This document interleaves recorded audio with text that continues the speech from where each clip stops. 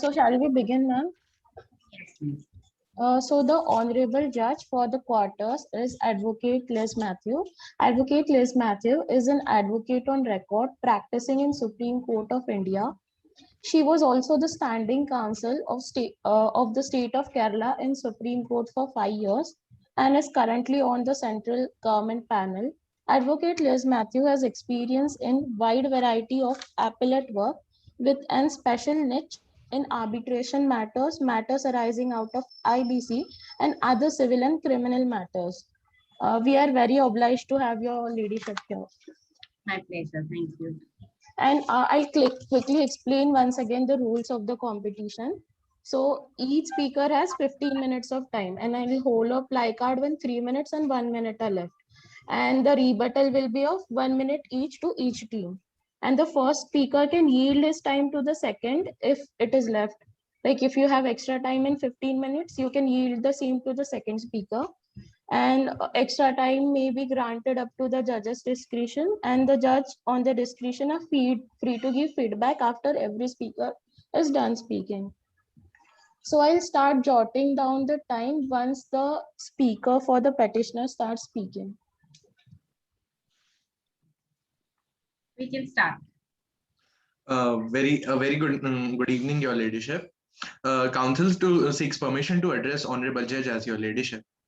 Absolutely. Go ahead. Much obliged, Your Ladyship. May it pleases the court, my name is Ashutosh Jadhav, along with my co-counsel, Mr. Kanishk Mishra, and we are representing petitioner at the Supreme Court of Replimento by the virtue of Section 139A of the Constitution. If Your Ladyship is well versed with the fact of the case, Council seeks permission to proceed with the arguments.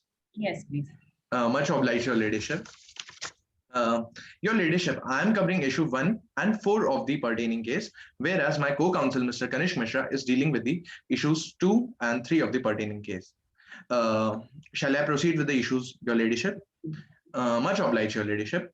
Issue 1, whether or not the Hindu Marriage Act and 1955 and the Special Marriage Act 1954 can be read in manner to include member from the LGBTQIA+ community.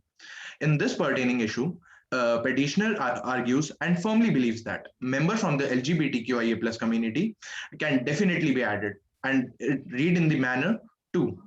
Your Lordship, kindly see Section 5 of the Hindu Marriage Act doesn't use specific terms such as male and female. Thus, homosexuals can very well be incorporated into it. The Act mentions a marriage may be solemnized between any two Hindus.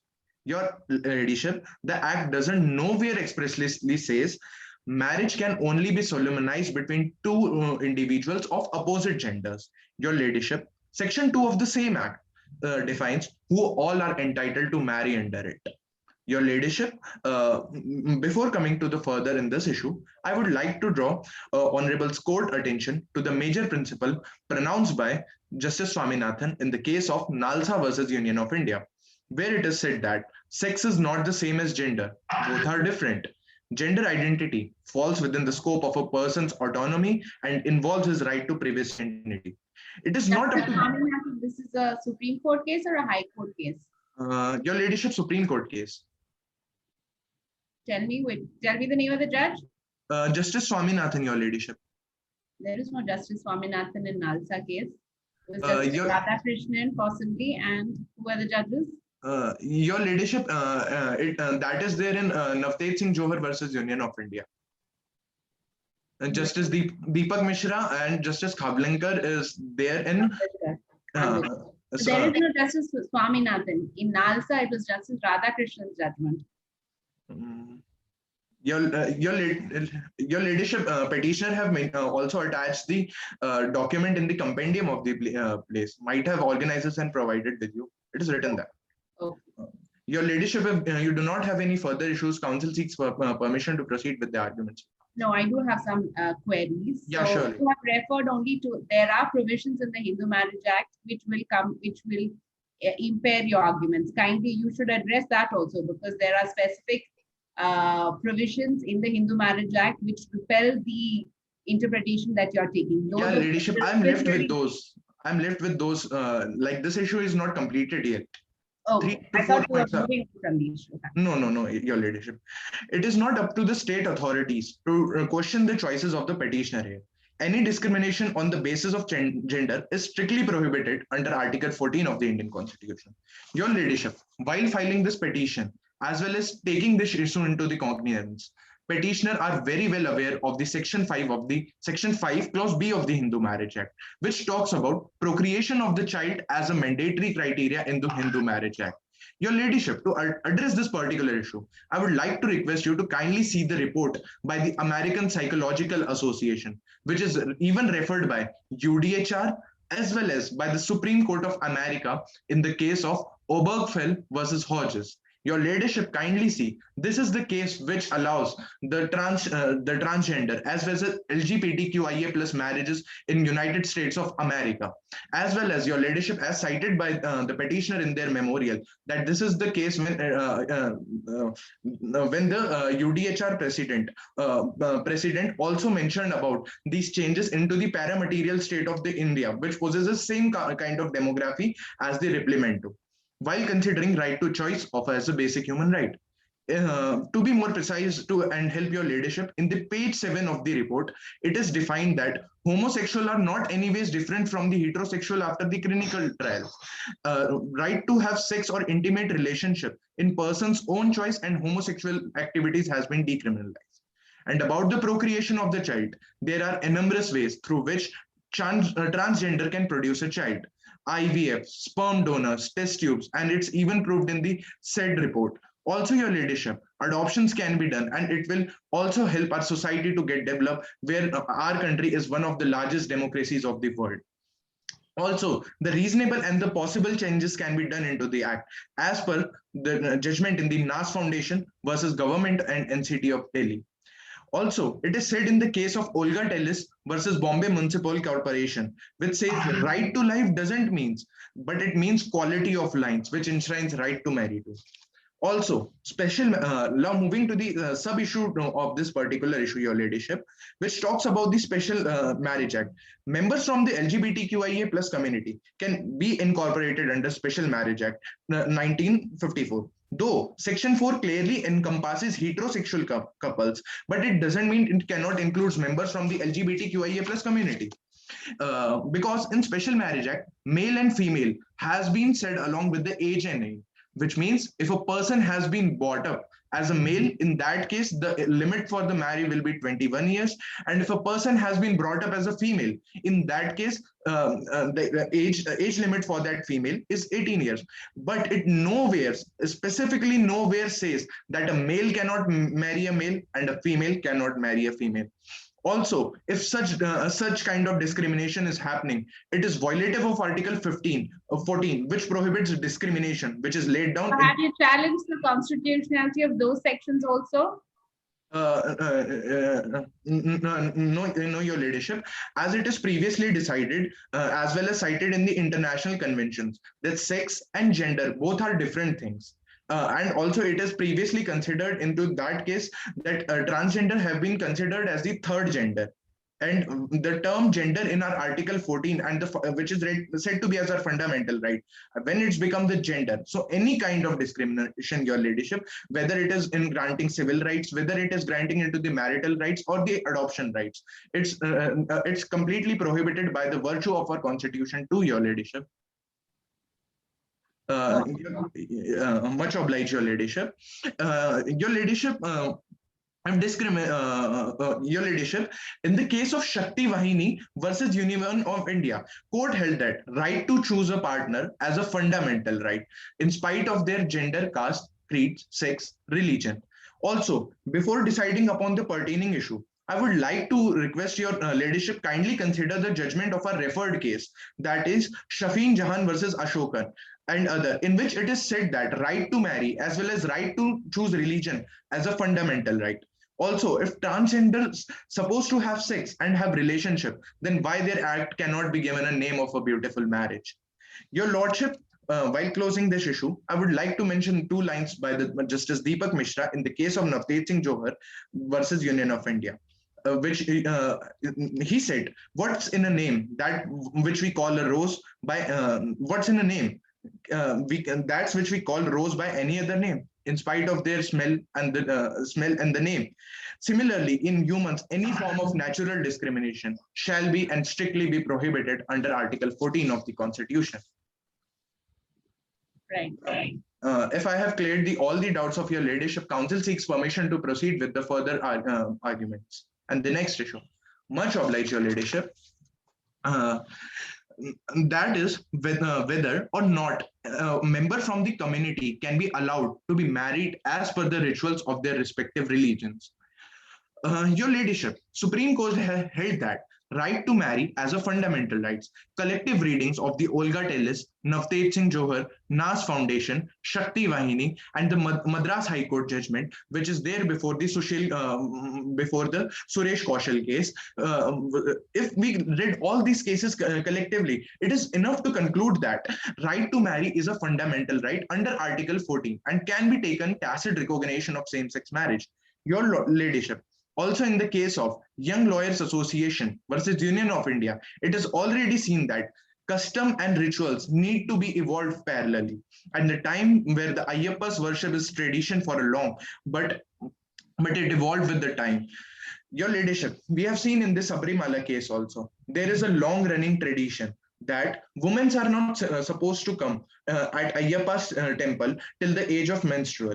But your ladyship, the Honorable Supreme Courts understand the demand of the time, that laws as well as rituals need to be evolved along with the time. So there, our Supreme Court is coming up with the landmark judgment. Again, the Supreme Court. What is the status of that judgment now? Young Lawyers Association versus Union of India. Yes. Your ladyship. Your ladyship, for now, the women's has to that status, that particular case taken into the reconsideration, I guess, for the judgment. That's right. You're right. There is a review that's pending, but yeah, review petition. There is no stay of the judgment, so it operates. Yeah, some NGO will be there, ma'am, who filed a review petition for the same. Whose activist has been arrested on the Kerala airport. Petitions which are pending, which have been entertained by the Supreme Court, however, and the matter has been posted before a larger bench. Yes, your lord. Yes, your ladyship. Your ladyship. Now I would like to move on the interpretation of preamble. Clearly says it's my country, except the way I am. The differentiation on the basis of gender, caste, creed, sex, race shall be strongly condemned. Justice Kurian also stated this statement in their previous judgment while delivering. Also, your ladyship, to bring to the context, I would like to bring the important context that is evolved out of the French Revolution. That is the concept of fraternity, which talked about the dignity of an individual, which talks about the people who constitute the country and their dignity shall never be compromised. Your ladyship, in the issue 1, the council already proven that LGBTQI member shall be allowed in Hindu Marriage Act as well as in the Special Marriage Act. But not even these acts, but even Christian customs also, homosexuality is nowhere has been considered as a sin and being condemned. And even it has said that Bible's interpretation changes with the time. Concerned from Christians to whom the Bible is God's written word. It is widely understood that God produced its content through inspired human authors to tell the story of God's creation, how sin has entered the world, and the redemption that is found through Jesus Christ and his salvation. To bring to the context, your ladyship, recently we have seen so many changes in the global platform, whether it is allowance of the LGBTQIA members by the Pope of by the Pope of international churches, or whether allowance of the LGBTQIA members in the churches of United States of America. And just to bring to the context why I'm constantly referring to the international authorities as well as international countries, your ladyship, in the probe it is clearly written that we are one of the largest democracies, as well as right now we are part of international organization and we are economically as well as socially dependent upon them. And when the country is economically dependent on someone and the call coming out that we need to be evolved with the time, I think we should comply with it. Your ladyship. Okay, I have 2 questions for you. Firstly, will you be satisfied if the right is conceded only in context of registration under a special marriage act and not under say Hindu marriage act or Christian marriage act, because those have that has a religiously rooted understanding of what is marriage, and that will not be in consonance with what LGBTQ marriage will be. So if you have a right under the Special Marriage Act, will that not suffice? Why would you want that a religious understanding of marriage be changed to accommodate rights which can be accommodated under the Special Marriage Act? Much indeed, your lordship. First of all, council likes to thank you, your ladyship, for considering this question and why bringing attention of the court that why petitioner wants rights under the Hindu Marriage Act specifically. Your ladyship, as we can also see, along with the right of equality, we also have the right to propagate our religion and profess any religion that we want. Your ladyship, if I am an adult, grown up as an adult, professing Hindu as my religion, for one sake of my religion, I cannot compromise my other thing. Your ladyship, if we see in simple words, if we go by, for one fundamental right, we cannot contradict your another fundamental right. Same goes here, your ladyship. If I'm grown up as my Hindu, I shall never give up my religious identity for my sexual identity. Same also goes. That's a very good answer, counsel. I have one more question, which is or you can complete it. What are the civil rights which you are restrained from exercising because you are not now that homosexuality is decriminalized? You can live life as you want. What are your civil rights which are constrained because you're not allowed marriage? Even as you said, adoption, even procreation, all of that are options. Now that there are single people are allowed to adopt, etc. So what are your civil rights which are curtailed? Much obliged, your ladyship. Again, very heartful thank you to your ladyship for bringing this issue also into the consideration that why are we seeking the civil rights and what civil rights we are actually seeking. Your ladyship, as I previously mentioned, that we are seeking right to adoption also. Your ladyship, if alternative methods are also there for the procreation of the child, as the conditions in the transgender of in the Union of Repliminato as well as in our paramaterial state India also, they are not financially good and they are not usually able to bear the cost of IVF and the other technologies that is there for the procreation of the child. In that case, we want someone, my clients want someone, those who can nourish them, those whom can they treat as their own child. Also, it's about the inheritance of the properties. Your ladyship, it is the really very factual interpretation that when the family members of many transgender realizes about their sexual identity, they usually kicked out of their homes. They do not have anyone to survive. They do not have even money to take care of their food. In that case, they should have the right over the properties also, so that they can very well claim that and survive on their own. These are some two basic examples of your ladyship. If your ladyship allows me. According to me, one very touching example is that if your partner is in a hospital, if your civil right as a spouse is not recognized, you cannot give consent for an operation. According to me, that is very fundamental because that is something that you as a spouse would like to have. So unless a civil marriage is recognized, it surely does go to hamper your quality of living as a couple. So that is a civil right, I think, which has a very practical, application. Your ladyship, if we kindly to answer this question, if we kindly consider my cited cases also, there can be seen many transgender applies for the government jobs also. May I your interpretation of transgender? Transgender is only one aspect. You can be transgender is only one aspect of the LGBTQ community. Yes, your lordship. By trans, I am including all the LGBTQIA plus members, your ladyship, which is lesbian, gay, bisexual, trans, and queer community also, and asexuals also. Also, your leadership, to answer to your previous question, your leadership, we have many times seen that whenever a transgender or LGBTQIA plus members applies for some government jobs as well as some government forms, so usually there is no option of third gender have been stated there, or they face many of the difficulties. Like if you see many, That is now solved by the NALSA judgment. yeah, but your Now you leadership. can wind up. I think your time is up. You Okay. So in one more minute, I would give my closing for statement for this particular issue, and then my co-counsel will proceed. And after considering all the issues raised and the judgment cited, your leadership, I would like to request that with the Justice Khalwinkar's statement that he pronounced in the Navteej Singh Johar versus in Union of India, that identity of an individual which is conceived under the constitution and the substance of identity and the filament of the life. So the counsel for the petitioner prays that they shall be allowed marriage under a Hindu Marriage Act as well as Special Marriage Act. Also, they can marry as per their respective religions too. Now, I would request my co-counsel Kanishk Mishra to proceed with their arguments. Thank you, counsel. Much obliged, your leadership.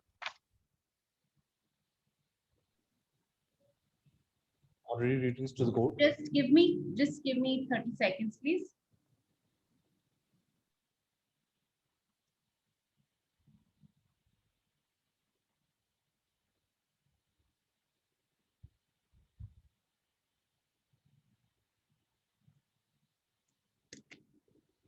Yes, counsel, you may start. Already greetings to the court. May it please the court, this is the counsel appearing on behalf of the petitioner to raise his submissions on issues 2 and 3 articulated. Yes, your leadership. Counsel, I feel there's a lag. Meghna, are you feeling a lag? Yes, there is. Why don't you check your internet connection for once? Or continue. If there's if Continue, the problem persists, Mr. Mishra, we will ask you to put off your video and then try. So that if the audio is clear, then we can go ahead. But you can try again. Continue. Just continue for another minute. We'll see if it's sort of difficult for us to understand what you're saying. Then we'll request you to put off your video. So go on. Sure, your leadership. May it please the court, this is the counsel appearing on behalf of the petitioner to raise his submissions on issues 2 and 3 articulated on pages 14 to 16 of the memorial. Your leadership, the counsel seeks permission to proceed with the arguments advanced. Please do. Please do. Your leadership, the second issue that has been raised before this honorable court in the present case is whether or not civil rights can be granted to the members of the LGBTQ plus community. Your leadership, the council submits that the civil rights which are a part of the international human rights as according to the Universal Declaration of Human Rights Charter of 1948, which has been instituted by United Nations itself. The republic of which this republic has been a long-term member as well as an active supporter of.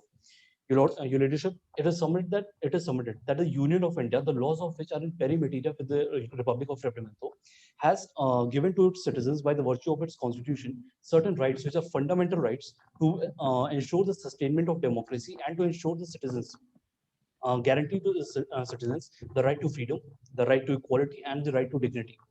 Leadership, upon reading of the Article 14th of the Indian Constitution, we see that it has been explicitly stated that the state cannot deny to any person equality before law or equal protection of laws within the territory of India.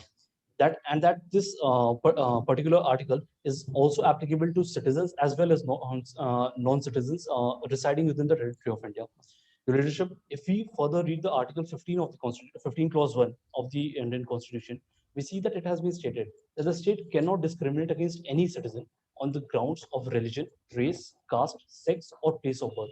Your leadership, these two judgments by virtue of Article 14 and 15 of the Indian Constitution, these judgments have been incorporated into the basic structure of our Constitution. Therefore, any law or legislation or statute which becomes a hindrance to any particular section or community in the nation to achieve what are these fundamental basic human rights will be in violation of the basic structure of the Constitution itself.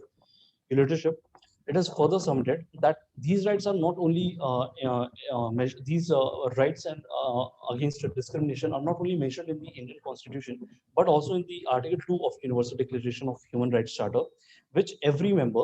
So tell me which are the sections, which are your offending sections, which are the sections that you are saying affects your rights under Article 14? Your Lordship, in Article 14 and Article 15 clause 1, as I've stated, they say Article 14 which state that the law should the state cannot discriminate against any citizen. Which on is the law which is discriminating against you? Yes, Your Lordship. Which is the law that is discriminating against you? Indeed, Your Lordship, the laws relating to marriage, the laws relating to adoption, the laws relating to property. All these laws have been built up. Tell me specific laws that you are impugning. Your Lordship, the Hindu Marriage and Adoption Act, the specific Relief Act 1956, the Relief Act? Pardon me, Your Lordship, the Special Marriage Act on 1956, the Hindu Marriage Act 1952. All these statutes have been only drafted keeping in mind the heterosexual community, of the heterosexual community of the union, and so therefore then you're not saying that it violates. You are saying that please interpret the statute to give me my fundamental right. You're not saying that the state has legislated to deny you. You're saying that if you interpret it in this fashion, you are denying. Your Lordship, the interpretation of the very specific words that have been used by the legislature by the legislature are self-discriminatory in nature. These particular statutes do not completely cover the ambit and do not ease the procedure for the third gender community. They're only limited. Many of these clauses have specifically limited to the heterosexual community, that is the binary genders, that is male and female. Go on. Your Lordship, it is also submitted that these rights are not only guaranteed by the Constitution, but also in Article 2 of the Universal Declaration of Human Rights Charter, which reads as. No, I think this you can go to the more specific points. This was addressed by a co-counsel also. Indeed, Your Lordship. Your Lordship, the Republic, since it conforms to these principles and values of international charters, and such that it has also in previous supported these principles, and that such practices against discrimination are anti-discrimination statutes are even these practices have even been denied by the Constitution itself. It is something that the state cannot restrict a certain group of citizens or community to the access of civil rights and privileges based on their identity, sexual identity of that particular person or that community.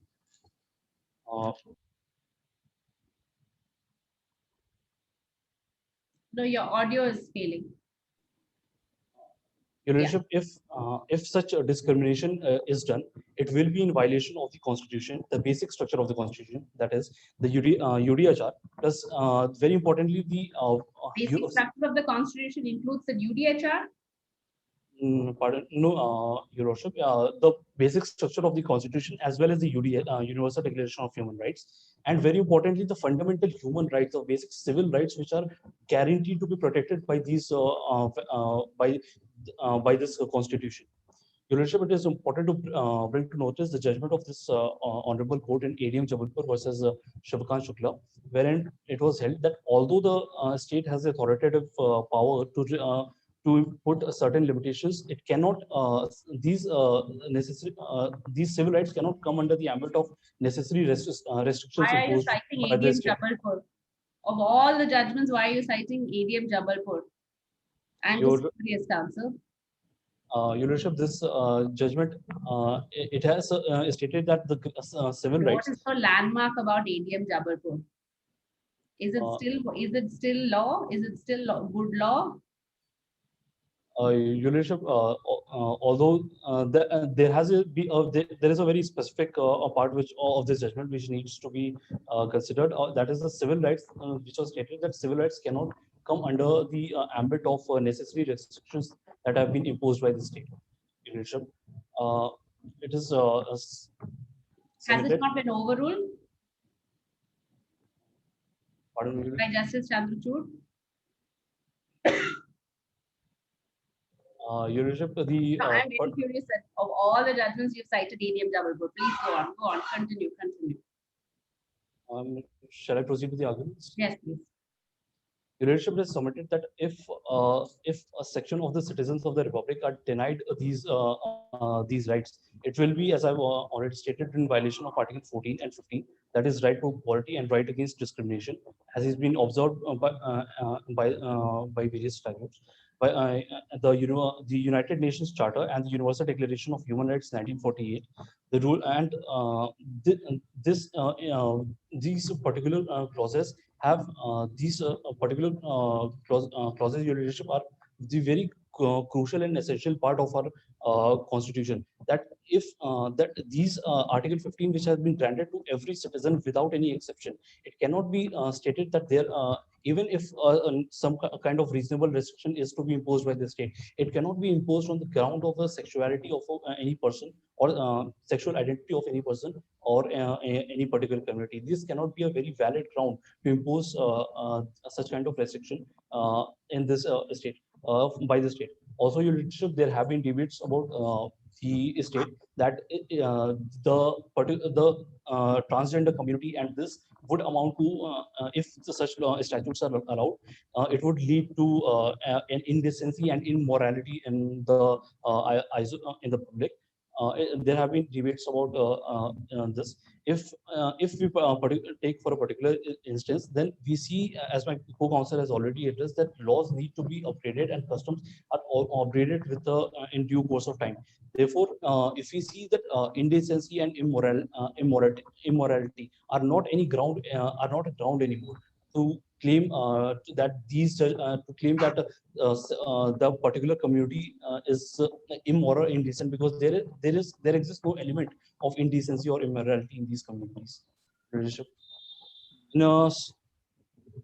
In such a case, the Council submits an important declaration by United Nations Human Rights Commissioner that in case of if there is a conflict between or a dilemma between the cultural rights and the human rights, it should be the human rights that should prevail. This has been stated by the United Nations Human Rights Commissioner. Your Lordship. Your Lordship, in conclusion to this The thrust issue, of your argument seems to be international law. Please let's focus on domestic law henceforth. Indeed, Your Lordship. Your Lordship, in conclusion to this issue, the Council submits that if a particular section of society is denied civil rights, which are meant to only enhance the quality of life of the citizen on mere basis of their sexuality, it will cause a grievous hurt to the democratic system of and the ideals of this republic. If your leadership has no further issues, the Council seeks permission to proceed to the next issue. Yeah, go on. Much obliged, your leadership. Um, Your leadership, the third. Just a minute, Kanishk, before your leadership, before he starts next issue, shall I seek 1 minute to explain the importance of ADM Jabalpur case in that sense? Yes, please, go ahead.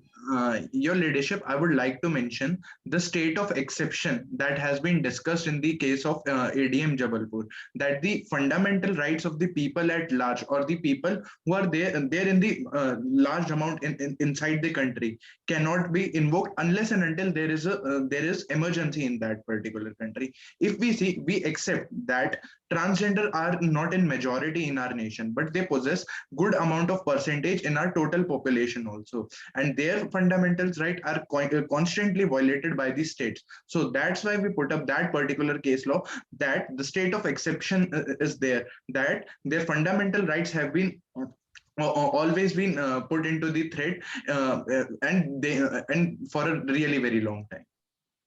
Okay, but I don't think you should have relied on ADM Jabalpur, which has been specifically overruled, which is a judgment which the constitutional history of India wants to forget. So you don't really have to go to the ADM Jabalpur case for this proposition. I don't, but that's all right. Okay, now that you've clarified, let your colleague continue. Thanks, Ashutosh. Much obliged, your ladyship. Your Lordship, the third issue that has been raised in the present case is whether or not the customs, traditions, rights, and rituals form an exhaustive code. Your Lordship, the Council submits that the customs, traditions, rights, and rituals cannot be called to constitute into an exhaustive code, because there have been because for it to be constituted in an exhaustive code, these customs and traditions have few very important elements that are not present for it to be considered. Units of these elements are the elements of uniformity in these customs, stability in time that have these customs, and the concise comprehension of these customs, customary laws, and these and the traditions and rites and rituals. Leadership, if we observe, we find that there is exists a massive cultural diversity in the nation. If we see any particular custom or religious practice, for example, we see that any similar custom has been followed throughout the nation. Wherever now, if any particular custom has been followed, every location has followed that tradition in a very slightly different format. Therefore, there exists no, for example, in Hindu communities, if we take for example, there exists in the majority Hindu communities no provisions for divorce before the institution of the constitution. There existed no provisions for divorce. But however, there have been certain communities like the communities, the Koli communities in Punjab and Jalandhar, which have followed these communities since centuries to be and communities in the Kerala which have followed the custom of divorce for centuries. So there exists Council, there is those were introduced by the legislature after examination. How can the court step in and give you a right which the customs or the of that individual community does not allow? That is not judicial function. That is legislative function. Your Worship, the council submits here that the element of uniformity that should exist in a particular custom to form to be considered into an exhaustive code does not exist in this in the custom traditions, rights, and rituals. This is one of the elements which has been missing in this particular custom.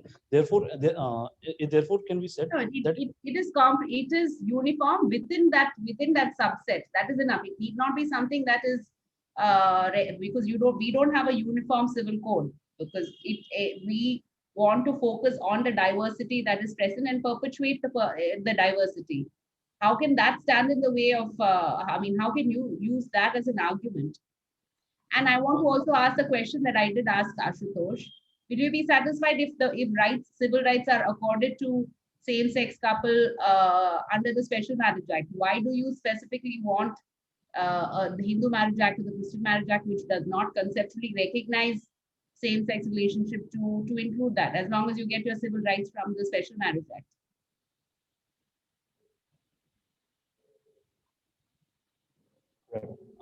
Your Lordship, the particular there have the personal laws that govern these the Islamic, the Muslim community and the Christian community in many senses can stand as an hindrance to the execution of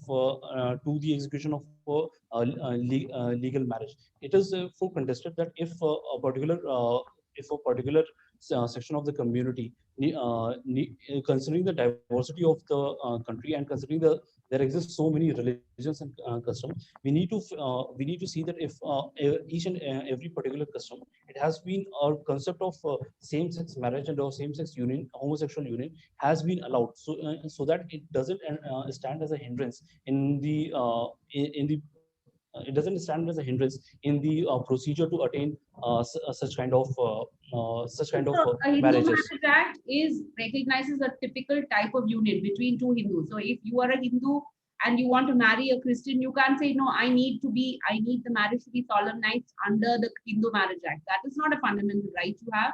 And that is not so. Now, if people of different religions have to marry, they have to take recourse to the Special Marriage Act.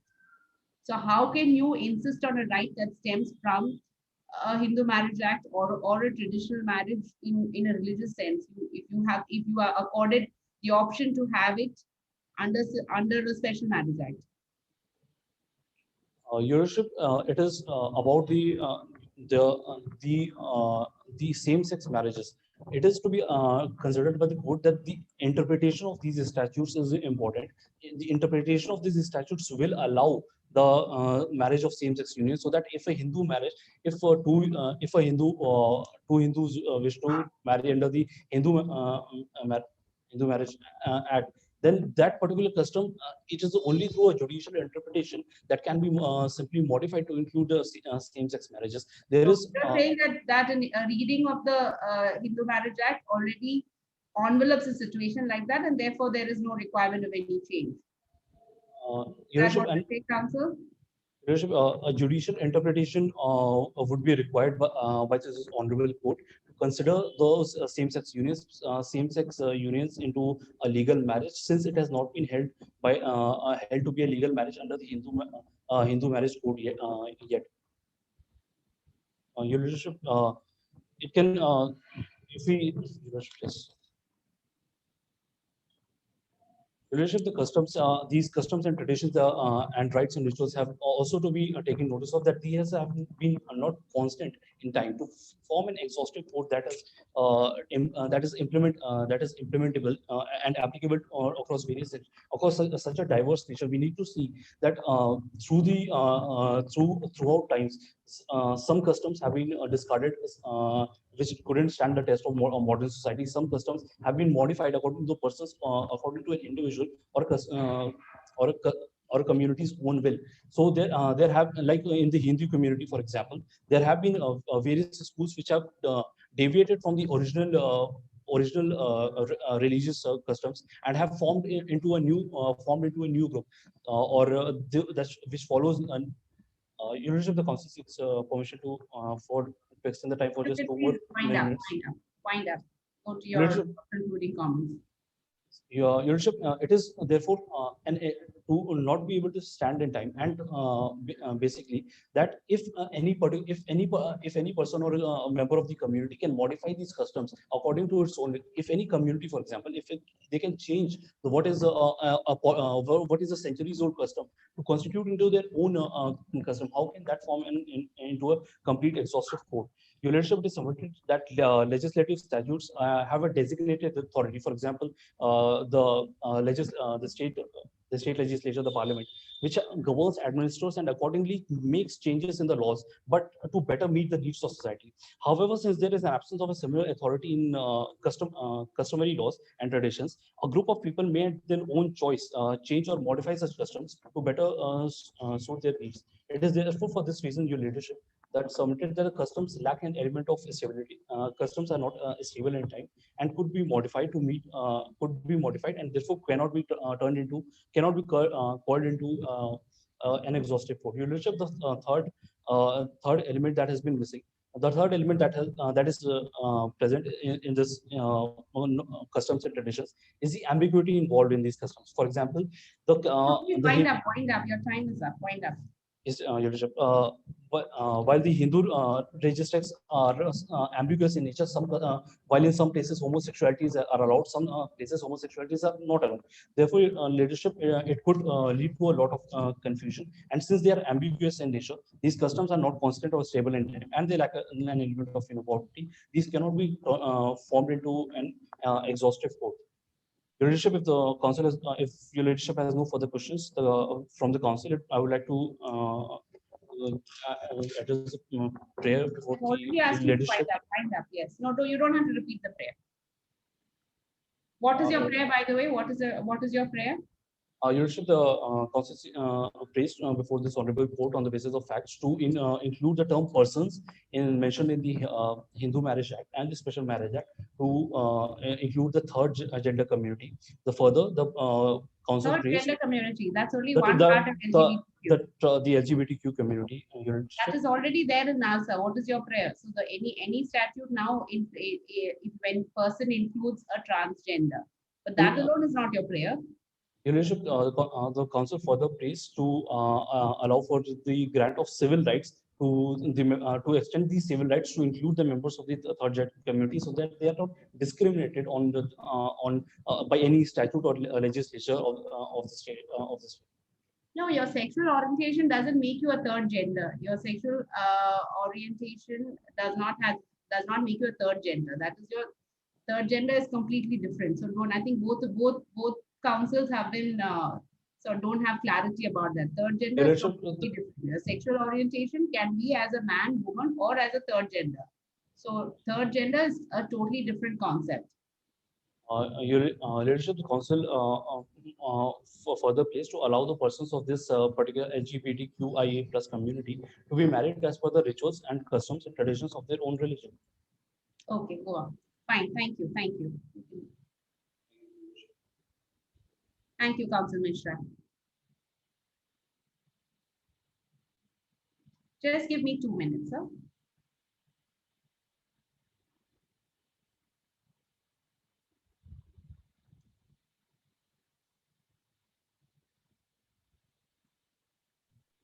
Sakshi, make sure you don't switch off your camera.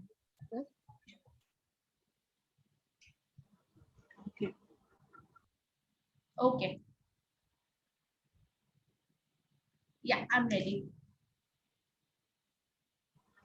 Ma'am, do the respondents proceed? Yes, please.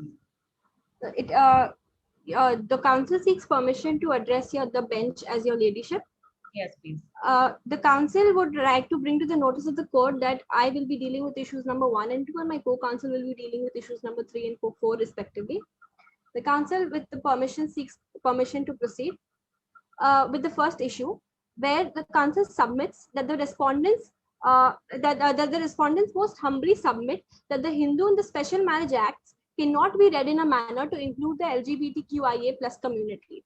The respondents further contends that the Hindu marriage is a sacrament and is considered as one of the most important samskaras among the 16 samskaras which are laid down by the Dharma Shastras. If your ladyship could please refer to the journal Hindu Marriage as a Samskara, a resolvable conundrum, where giving a gist of the entire journal, it is said that marriage is an important samskara and the only samskara which is for a woman.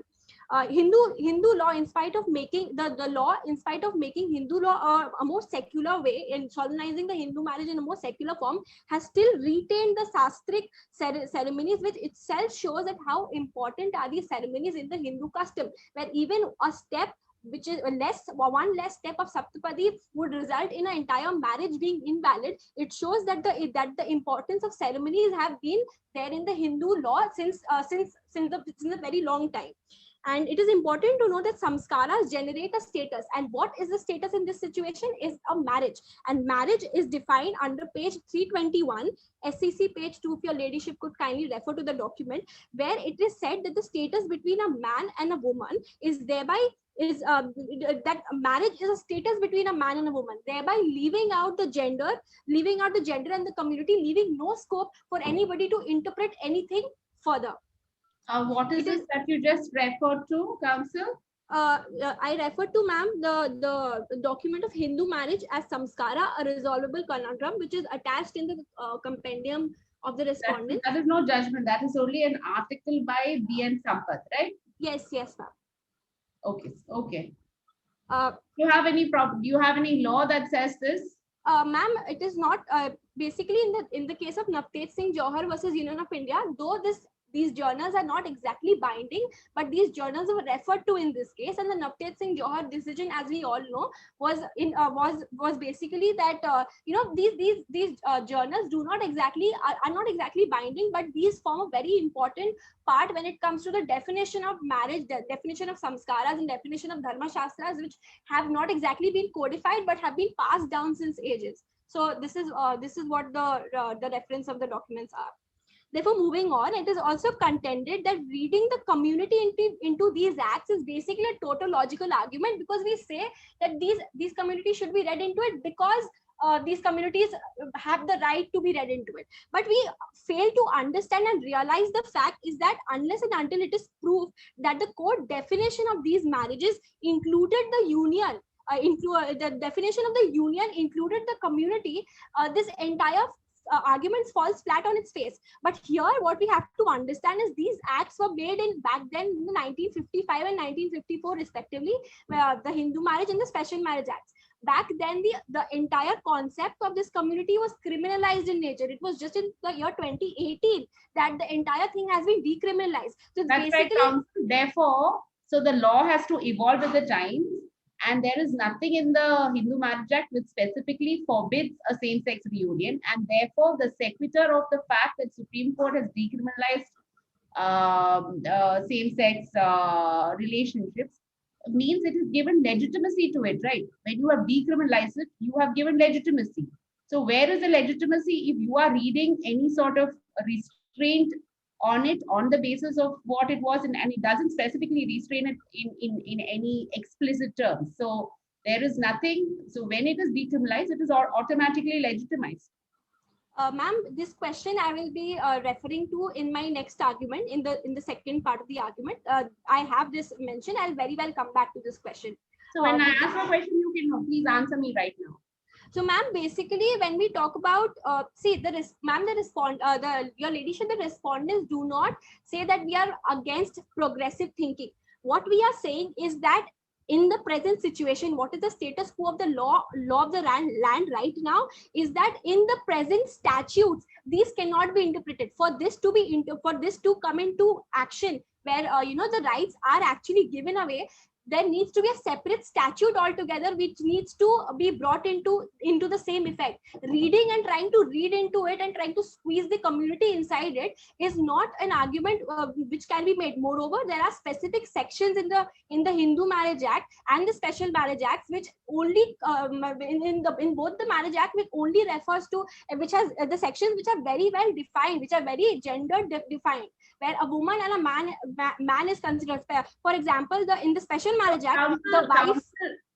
You are the counsel for the state. So you are saying that you have not had the time for 2 years or 3 years after the Supreme Court has passed a judgment to legislate on it. Therefore, it is if you are relying on your lack of initiative in legislating to say that because the statute as it stands cannot provide for it, I have not had the initiative to do anything about it. Is that argument not circular? Ma'am, actually, Replimento is a democratic country. Basically, it is very similar to another country called India, which is a huge democracy and where red tapeism and bureaucracy exists. So it takes ages for a law to be enacted. Forget the law, for a bill to be even passed or sanctioned in the legislative body is a very, very difficult, and it's a Herculean task basically. So 2 years is actually nothing when it comes to democracy. Of that government cannot before the court of law have recourse to red tapeism that is of your own making, and it is only your initiative that can make it go forward. That can't be a legal argument that you can take as the republic. Ma'am, the basic thing is the judiciary does not have a role to play in the law making. The judiciary and I as a lawyer can only interpret the law.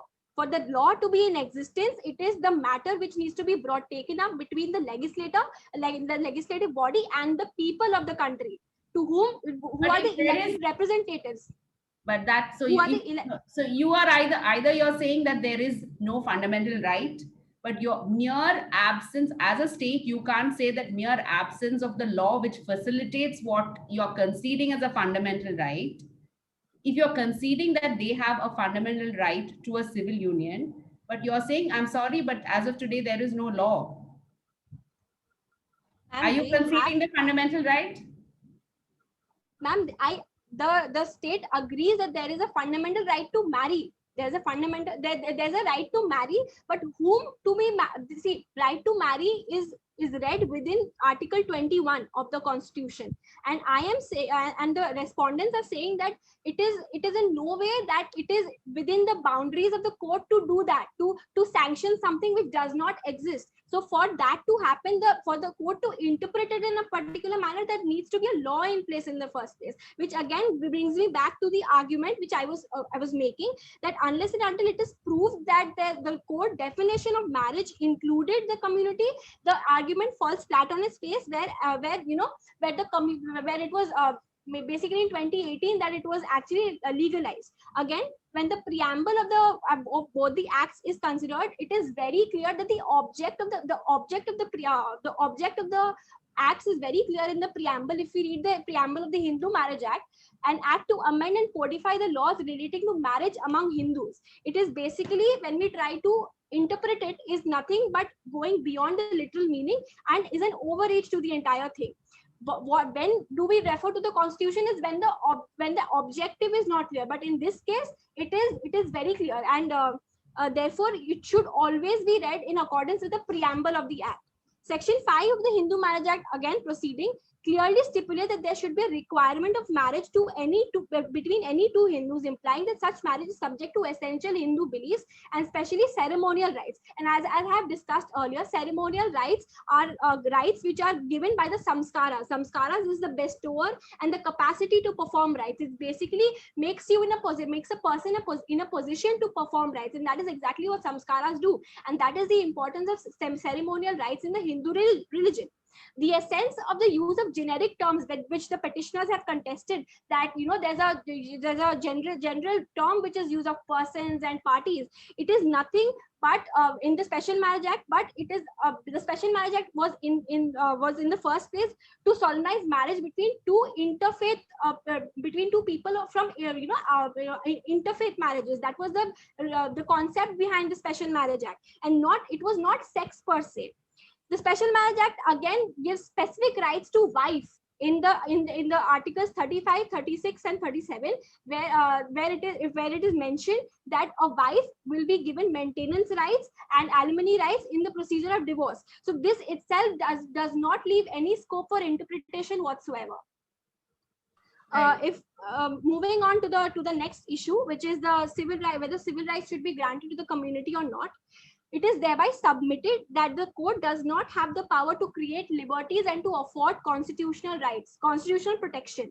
To grant the community the right to marry, the parliament has to insert a definition in the act to that effect, which is beyond the ken of the court and is a political question. It is not a question which questions the judiciary, or it is exactly a matter of policy and not the judiciary. The same was held in the case of Oberfell versus Hoggs, where Justice Scalia had held that the court is not concerned with what ought to be, but and what is the political matter and the matter of the legislature and the government, but what it actually is. It can only sanction what is there in front of it as law. What were the facts in those cases? In the case that Justice Scalia was dealing with, did it have to do with same-sex marriages? Yes, ma'am, it was. And Justice Scalia, it was a dissenting judgment, but the dissent was on the point of law. Overall, in the judgment, it was allowed that that same-sex marriages would be allowed in the United States. A dissenting judgment of a foreign court. What persuasive value does that have? Ma'am, the persuasive value is that the dissent was on the point of law, which is very important for us to understand here. Is that even us as respondents have not moved away from the fact that this is a right which should be given. But what we are trying to say is, unless and until that the law relating to it is actually there, where there is a legislative vacuum, like in Vishakha's case, the courts in the interregnum will have to legislate because of the when you have conceded that there is a fundamental right, and merely because the necessary legislative intervention has not taken place, that cannot be. And you have conceded the fundamental right. I can understand if you had not conceded the fundamental right, you were saying that that marriage is a special form of relationship and there is no fundamental right to a marriage because there is a concept of marriage that is recognized in the country, and that but you have conceded the fundamental right to marry. When you concede the fundamental right to marry, you cannot thereafter say that merely because there is no statute that enables it, the citizens have to give a go by to their fundamental right. That argument is unacceptable, and I as a court cannot accept that. If you're saying the person's fundamental liberty cannot be given effect to because of a lack of legislation, then surely that is a case where the courts have to come in. Ma'am, this question of yours will be dealt with by my co-counsel. She'll be addressing these issues in her arguments.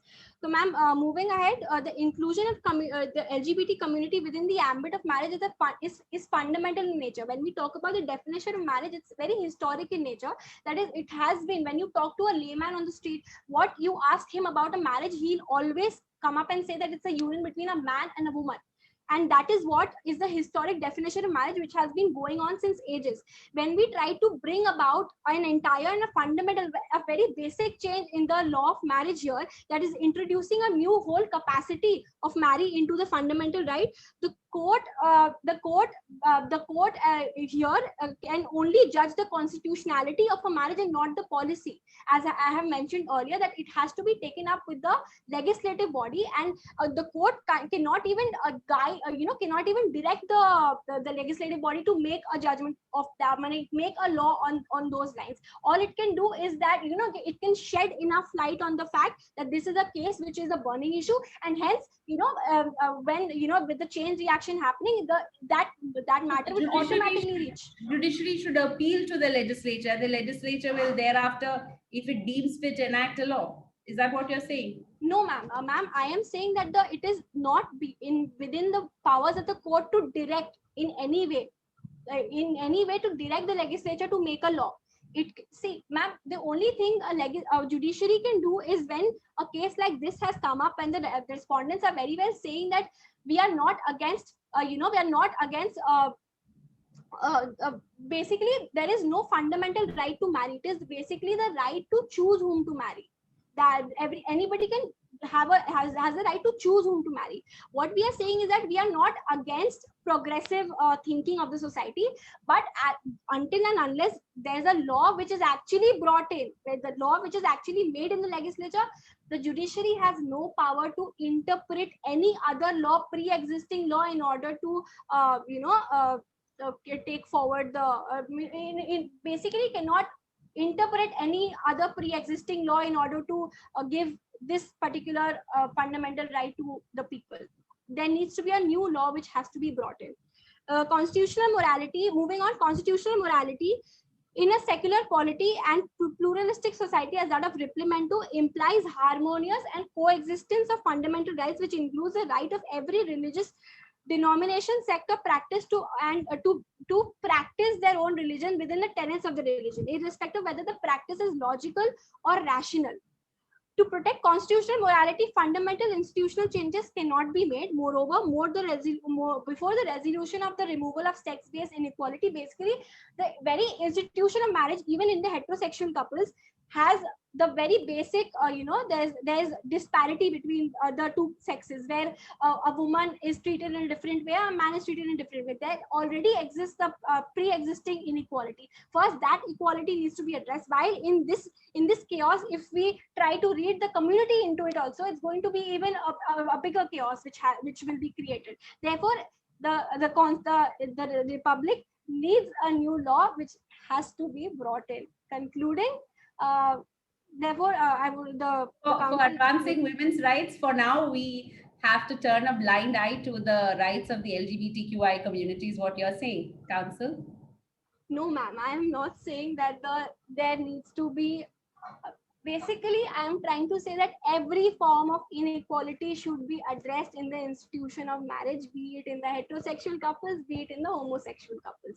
In the case of homosexual couples, since it has been an issue for such a long time, a new act would just cut down the struggle that the community has already gone through in order to enforce their rights.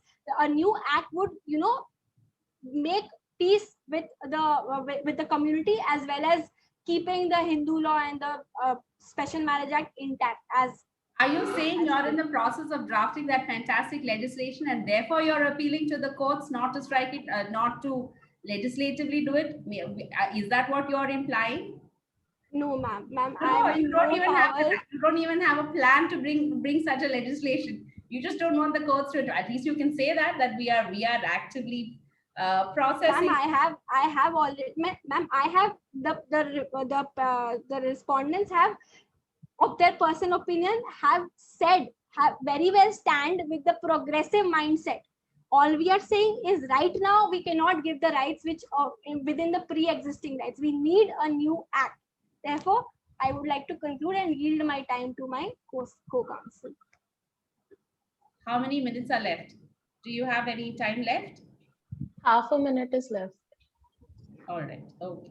Thank you, ma'am. Thank you. My lady, do I have permission to proceed? Just give me 2 minutes, please.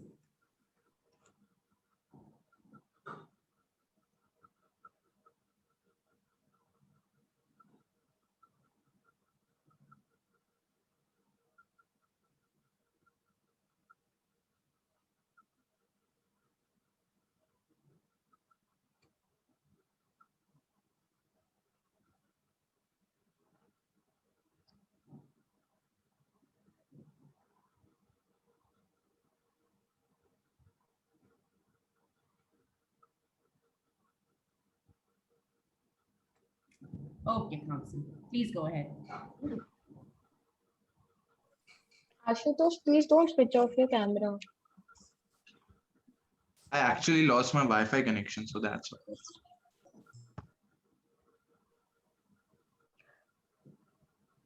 Proceeding with the arguments, my lady. Certain things would have to be clarified before we begin with proceeding with the arguments of issue number 3 and 4 on the side of the respondents. Certain things have been misquoted and entirely wrongly interpreted by the counsels for the petitioner, and those have not been pointed out as of now. I believe that is extremely significant for us to take the debate forward. Look at the Navteej Singh Johar judgment. Look at what the court had said while overruling, while declaring the unconstitutionality of Article 377 in the Constitution. When the counsels in that particular judgment as well went forward before the court and asked for civil rights, or wanted to ask for marriage rights when they were allowing intimate relationship between persons of the LGBTQI+ community, the court did not entertain it at that point of time. And that's not far too long back. It's just a few years ago. The court did not look into it. And those judgments, though they do talk about granting of rights on the basis of equality to members of this community, they do not in any way address the question of whether the members of these communities should be granted the right to marry, and especially granted the right to marry in accordance with the Hindu Marriage Act. There is no fundamental right to marry per se. There is a fundamental right to privacy. The controversy before the court was the constitutionality of a certain criminal section. So there was no occasion for the court to go into this. No, my lady, there was no occasion for the court to go forward. However, if that judgment is what we are piggybacking on asking for these members of these communities to be read within the Marriage Act, we do believe it is significant to remember the facts of that case at hand and understand that the court did still leave a lot of lacuna in determining whether all civil rights would still apply to those community members or not. Nowhere did the court talk about that either. Whereas it was clearly mentioned in the Nalsa judgment, every time there has been a change in law, the court clarifies to what extent that change has happened. So those judgments would not significantly apply to our cases today, in as much as our rights, our claims are entirely different. What has been pleaded by counsels for the petitioner is to read these members of these communities within the acts that we already have in existence. We don't believe that that reading would be necessary. Moreover, we don't believe that there is a constitutional basis for the reading of those persons, because coming back to what I was saying, there is no fundamental right to marry. There is a fundamental right to privacy. There is a fundamental right to life and one of equality, but we also have a fundamental right to freedom of religion. We also have a fundamental right to exercise of those religious beliefs. We also have a fundamental right to manifestation of those religious beliefs. Therefore, when there is a conflict of rights within the charter itself, which I would come as an issue in the fourth question itself, when there is a conflict of rights, we have to be very careful in the court being a balancing wheel with these rights, and we do have precedents to this effect. I believe that is a more important question in determining what we have before us today. Now, when we move on with what we have said, also moving on with the third issue before the court today, which is that rites, rituals form an exhaustive code. We think this question is significant, extremely significant in understanding why the members of these communities cannot specifically be included within marriage rights, which have a provision for ceremonial rights within those marriages. Let us understand how far the protections of Article 25 extends in our Constitution today. And my lady, if you would look into our memorial, you'd see that there are certain cases of international jurisprudence which are not international human rights documents. However, they are jurisprudence of different cases of different countries of the world, and they are significantly there in the memorial because even in the Nalsa judgment, as also the Navteej Singh Johar judgment, as also the Joseph Shine and engineering lawyers judgment, the Supreme Court of India has taken the initiative to look into these judgments. They have quoted most of them, the significant portions in answering the questions of points of law, which is the reason it's important to look into them.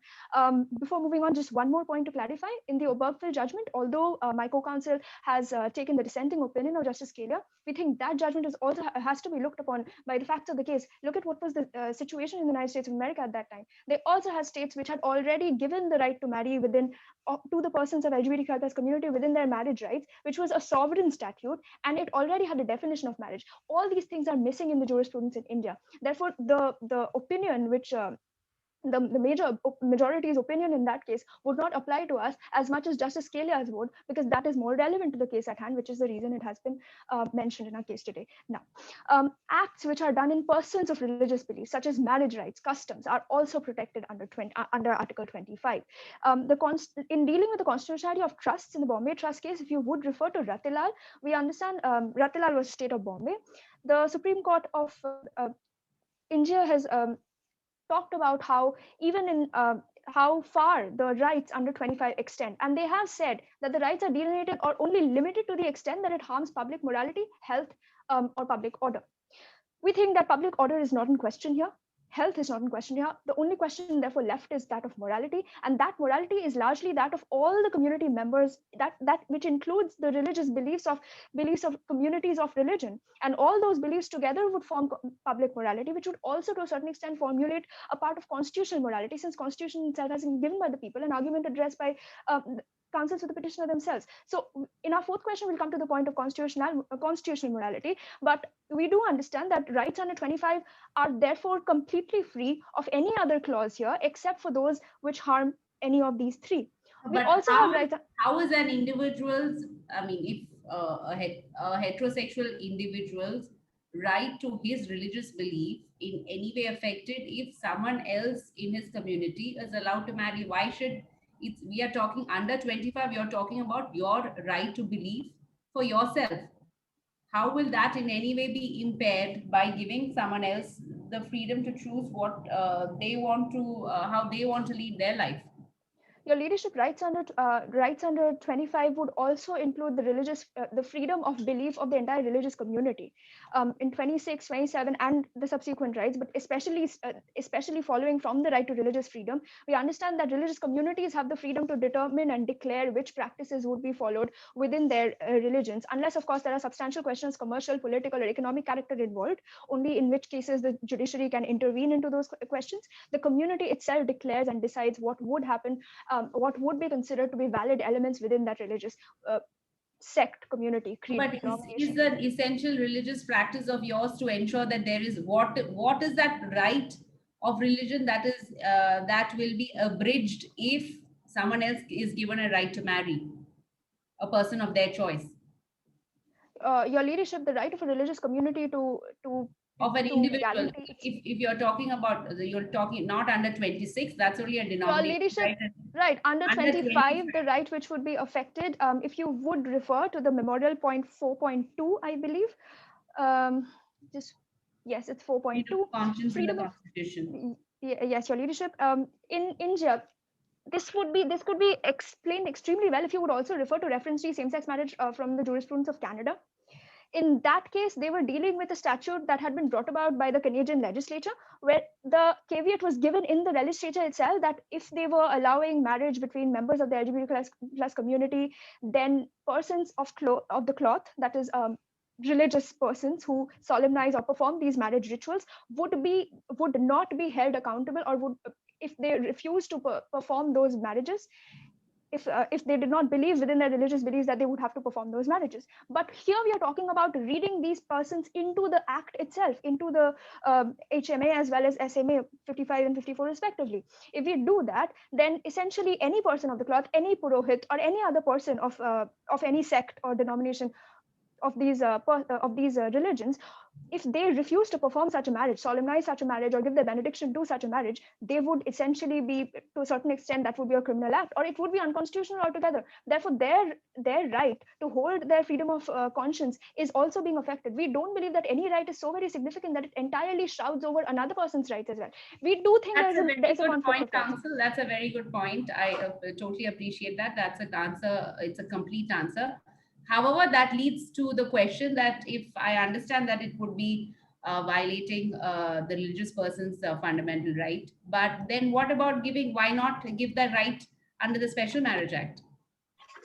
Your ladyship, if you would refer to the Special Marriage Act and reading the community within the Special Marriage Act, we understand that in the Special Marriage Act itself, there is still something called the degree of prohibited relationships, incapacity to marry, right?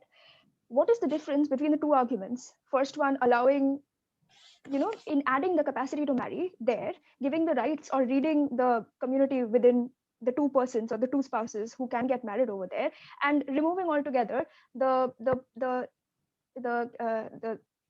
restriction that is there in performing But marriages. that restriction is for health, and that there are reasons. Your ladyship, there are 5 degrees that are there in the degrees of prohibited relationship. If we were to go into the schedules, which I do believe we have somewhere over here, then the schedule itself, in several of them, they are not even related by blood. Not all of them can be harmed on not all of them can be upheld on question of health alone. Besides, that is a question that is yet to be determined by the court itself. Besides, it is also something that is allowed by other religions most. In fact, it has more uniformity than does this idea of allowing members from the LGBT community to be read between them. We think that the two questions, the two arguments, would go on similar lines, and allowing one and not allowing the other does not really have a rational basis in law, unless we hold that even though the Special Marriage Act allows for interfaith marriage, it's an act that has been brought about to still maintain the institution of marriage as it was, but also include interfaith marriages to happen in post-independent India. It does not have the basis to do away or entirely add an entire section into capacity of marry. That is too fundamental a change into the institution of marriage, and the change of the definition of marriage in Indian jurisprudence cannot happen simply by saying that there is a right to equality, and that right is being harmed if you do not read these members within the act. We don't think that is a significant, sufficient argument to make to that effect. Since we are on the question of dealing with rights or delineating rights, I'll revert to it in a while. I'll just refer to one case law, which is, if you would refer to Jamshedji Kausidji Tarachand versus Sunabai. That is dealing with self-respecters cult and how they brought about their own idea of marriage and said that such marriage would be valid because it does away with, again, I'm sorry, come again. Jamshedji Kausidji dealt with the cult which called itself the self-respecters cult. The self-respecters cult who brought about and who initiated their own custom of marriage. They said that just an exchange of garland in the presence of friends would call for the marriage to be valid. And what court gave that judgment in 1907? Your Leadership, I think this is the court of in 1907. It was the court of Bombay, but this same self-respecters cult and its marriage rituals and rites have been dealt with several other cases. In the compendium itself, I believe it's also there in Devani versus Chidambaram. If you would refer to Devani versus Chidambaram, which is, I think, again, a Kerala judgment. It's also there in Rajati versus Celia. All of these cases and a slew of such cases. In your memorial, which is Devyani versus Devani versus Chidambaram. Which footnote is that? I'll tell you, Your Leadership, just 1 minute. Okay, I got that. 17. Madras High Court. Yes. Devani versus Chidambaram. Your Leadership, if you would refer to that itself. In the first few lines, it's clarified, and the rest of the judgment is also about that. A slew of marriages took place in South India in those days because of certain persons who believed that there should not be discrimination within the Hindu ceremonial rites, and that they are allowed to go ahead and marry by the Gandharva form of marriage. However, court held that such marriages are entirely invalid because it does not fulfill the idea of the practices that were being performed in that marriage. It did not have the religious element element of marriage. Marriage in itself has secular as well as religious element. Even though 1955 Act totally, to a certain extent, did away with certain religious rights, even after the 1976 amendment to the Hindu Marriage Act, it retained its religious element in marriage, which means that if those religious elements, those practices which are held essential to those communities are not adhered to, then such marriage would be still held invalid. That is what the court held, which simply means that certain new provisions cannot be granted and given constitutional protection. Such things can't happen, which is what the petitioners are contending today. Therefore, we think that these rights, customs, religious traditions essentially form a code which is exhaustive in its effect, because even if we refer to all the other judgments, over there we understand that the court has very limited scope in understanding or in determining whether a religious practice would be rational or logical. And that is where we come to the fourth point and final point, which is there is a conflict of rights, we understand, between right to religion, freedom of religion. There's a conflict, and the primary contention is that it harms Article 14. Firstly, even if it does, then the court would have to undertake the test of Article 14 and determine whether intelligible differentia is there in discriminating amongst members of such community. We don't believe that test can be applied here at all, because then the court would have to go into and deal with the idea of religious marriage, religious ceremonies, with ceremonial content of Hindu marriage being rational or logical at all or not. And that is something that the court does not have the jurisprudence to go ahead with. Thus, that test will not apply. Even if it were to, we think that of all the rights that are there in the constitutional charter, and again, if we refer to Canada itself in reference, if we refer to balancing wheel judgment, which has been quoted in Sahara versus SEBI, it has been also referred to SP Mittal. And all these cases are cited within Indian Young Lawyers itself. They have also been clarified in the compendium. In all of these cases, the Supreme Court has said the court has to be a balancing wheel. It cannot simply take one right and do away with it and put another right in its place. Of course, there's a constitutional morality, but that morality also contains the basic cherished liberties of faith, belief, and worship, and of all persons, and to give to every community the right to hold its own religious belief would also have to be upheld before the court. Therefore, any one idea of 14 cannot do away with all the other rights that are contained in part 3. And because it is going to, if we are to read the community members within these acts, it is most certainly going to ensure that the rights under of certain persons, their freedom of conscience is going to be harmed. It's going to be affected in an impractical manner. And because there is no particular ratio as to why these members should be granted the right to marry, or precedent to say that they have to be granted the right to marry, we don't believe today the petitioner's arguments would stand. Your Leadership, if you have questions to this effect. So, but that will not hold, that argument will not hold as far as the Special Marriage Act is concerned. If the major premise of your denial of rights is Article 25, etc., Special Marriage Act, though that you're saying that now, because that is not specifically provided for, and there are certain provisions which refer to husband and wife, you can, I mean, I could judicially interpret that in the context of the fact that a constitutional bench has legitimized a same-sex relationship. You could, under the Special Marriage Act, there is no specific bar. So by a judicial interpretation, there is nothing that stops the court from going ahead and giving those fundamental rights which have been accorded to this community. Your Leadership, the right to marry would then have to be defined by the Constitution or under any of the statutes in India, or by any particular judgment that can be used as a precedent in the Republic of Replemento.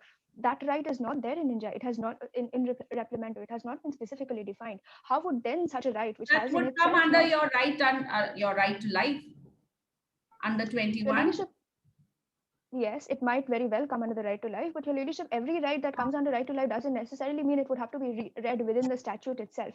Besides, right. You have a right to sleep. There is no act that gives you your right to sleep. If there is a right to sleep that is given in a court, and someone comes to the court to ask for that right to sleep to be implemented, yes, then fundamental rights are not constrained by statutes which are made by the legislature. So merely because there's a legislative vacuum, a citizen who approaches a court for that fundamental right cannot be it cannot be that you deny them the citizen the right, saying that sorry, there is no statute that will that gives you this right. If you're conceding the fact that there is a fundamental right to marry will come within your Article 21 right, then the absence of a legislation to that effect will not stand in the way of the courts giving the right. Your leadership, there is a right to choose partners. That is as far as the court has come in conceding the right to marry. There is no right to marry which has even been specifically or explicitly mentioned within Article 19 or Article 21. This is None something of that I the started out by rights, saying. no, not under 19. 19 are fundamental freedoms. The rights under 21, which Under includes right all of aspects 21. of life to make life fruitful. I also think that whether marriage may be overrated in that sense, and you can't say that merely by marriage, but if a person a right to marry is surely something that I mean, if Your it is leadership. fundamental to the person, it is surely a right that comes under 21, and you can't say that there is only a right to choose and there's no right to marry. If there is, in Shakti Leadership, all Vani those. gives you a right to choose, clearly the sequitur of that is that you have a fundamental right to marry also. Your leadership, we don't believe that is true, because even under 21, if you were to say that those rights which are integral and fundamental to the dignity of a person would be the rights which would be upheld under 21, as I understand the right to mean. Now, following from that interpretation, the court is making far too many assumptions in believing that the right to marry would be so fundamental to the individual that it would guarantee the individual the happiness that is primary to the individual's belief. That is a clause that has been dealt in a US Supreme Court case, but in no case in the Indian jurisprudence has the Supreme Court ever come up and said that the right to marry is one such right, that it gives the individual certain freedoms or certain values which can only be attained by getting the right to marry. We think that they are also contending with civil rights. Your leadership, if those civil rights can simply be given without the right to marry, which is not something that they're contesting, then those civil rights may very well be given without the religious element within it. But for the civil or the fundamental, for the civil right to marry to be given to these persons, the Supreme Court can't do it unless they have gone ahead and told us that the right to marriage is fundamental to the individual or individual's pursuit of happiness or individual's pursuit of dignity or individual's dignity itself. Does simply reading the Special Marriage Act with Article 21 will not ensure that every individual has the right to marry. Coming from the state, that's an argument that is quite revolutionary, that your state does not recognize a fundamental right to marry. The leadership, the state recognizes the right to choose a the right to choose a partner, as we have conceded. We also recognize that the state does give a person the right to privacy. It does give privacy to the individual in intimate sexual encounters. The state recognizes that there is the right to dignity. Forgive me, I just take a minute or so.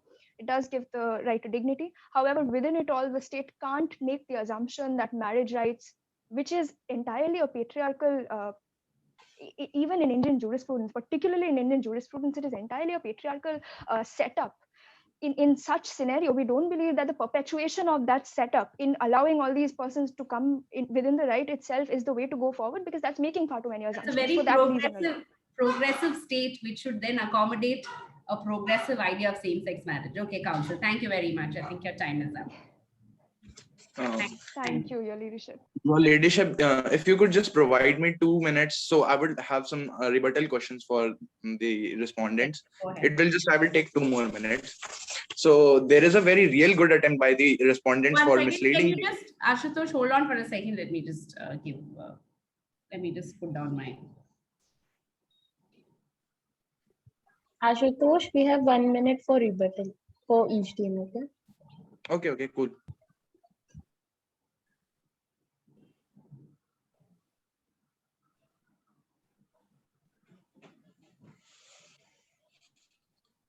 All right, go ahead. So Your Ladyship, there is a brilliant attempt by the respondents to mislead the court, but they have failed to satisfy what is the locus standi of the of them coming to the court under the Article 32, whereas it is clearly written in the moot problem that this is a club petition that is need to be filed under the Supreme Court of India. Moving further, maintainability of all those articles of the journal stated by the respondents are can be just a mere personal opinion of the author. Sorry. So what is the maintainability is not a question that the respondents have to answer. Maintainability refers only to the petitioner. Oblige your lordship. Moving further, as respondent said, the object, yeah, I agree. Object is really very clear in the Hindu Marriage Act. That is, one Hindu can marry another Hindu, but it nowhere says a trans Hindu cannot marry a trans Hindu also. Whereas there is a brilliant attempt by the respondents to mislead in the Obergefell versus Hodges judgment by quoting the Justice Kenya's opinion. But your ladyship, to be more clarified, there are 4 more judges in the same case also. Stephen Burks, Rudra Badar, and Sonia Sotomayor. And their conclusive judgment for this is, by virtue of the close connection between freedom and equality, the marriage right is also guaranteed by the petitioner by the equal clauses. So quoting just one dissented opinion will not be maintainable, I guess, in the court of law, and there should be clear judgment shall be made. Also, as it's talk about the progressive state, I would like to mention Protection Rights of Transgender Act of 2019, where it is clearly clear attempt by the government of India as well as the state, which shows the clear ideology of the state to be progressive for the rights of the trans throughout the country. Whereas where it is questioned that right to marry is not there in India, I would like to question that respondents are trying to challenge the Shakti Vahini's judgment, Shafeen Jahan judgment, where it is said that right to choose partner is there, right to marry is there under Article 21. What does that actually means? Much obliged, your ladyship.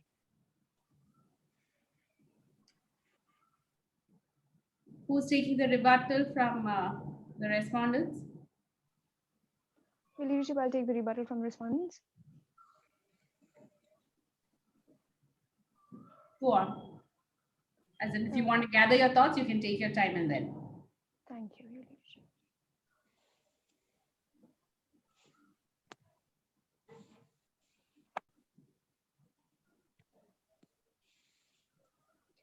I'm seeking permission to begin the rebuttal. My lady, the counsels for the petitioners are largely misguided when they go for and ask for the right to marry from the court and leave out all the other civil rights for which they are asking for the right to marry. They do tell us by simply stating that there is a fundamental right to marriage, but they do not explain to us how in the larger constitutional order of priorities of all the liberties, all the religious rights that are involved over there, as well as rights of self-expression, the right to marry itself is one which involves and institutes dignity of an individual. They forget to also explain before the court how Suresh Kaushal, which is an overturned judgment, and that declaring that marriage rights are a part of the constitution is of no substance whatsoever. They've come forth and established that. They've also, for a large part of the arguments, talked about international legislation, international laws, international human rights statutes. Those statutes will not have a persuasive effect on the court to the extent that an entire legislation would be changed. Therefore, for all the arguments advanced on the side of the petitioners, we believe that if the petitioners would want certain specific rights for the members of the community, then they would come forth and bring other cases before the court, which could be dealt with accordingly by the facts of the case. Thank you. Your Leadership, counsel seeks permission to answer all the rebuttals raised by the respondents. If you allow me 2 more minutes, I will answer all that. In 1 minute, please wrap up in a minute. Yeah. So Suresh Kaushal judgment is nowhere cited in the memorial of the petitioner. It is said that Madras High Court's that point has not been overturned in the Suresh Kaushal's case.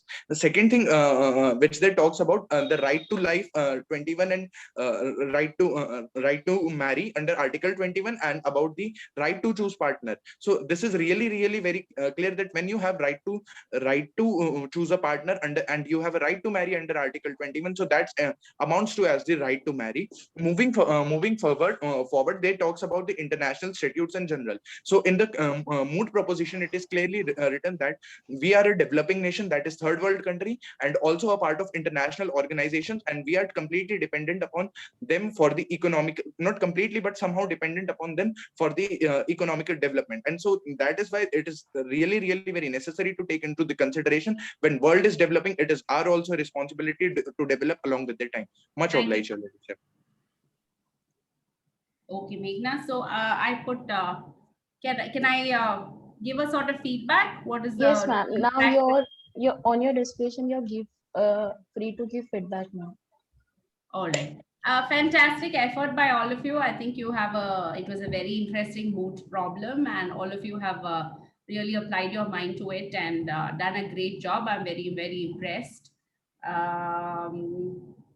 And I think your understanding of the law, the way that you have read the judgments, understood the judgments, applied the judgments, and used it is very, very good. You've made very, I mean, I'm very, very impressed with the quality of your argument. So all the best and keep it up. And all the best to all of you. Thank you so much, ma'am. All right. Thank you. Now everybody is free to leave the meet. Ma'am, So I just, the Google, it's a shareable document, right, Meghna? The others can leave. Thank you, children.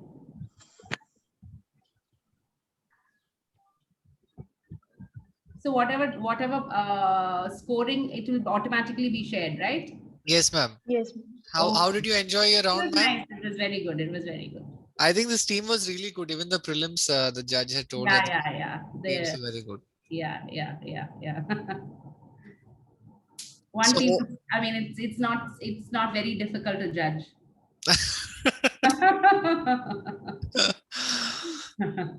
Okay. Yes, ma'am. I'll leave you to your scoring. Okay, thanks. Thanks, Meghna. Thank Bye. you. Shall I leave? Yeah, bye.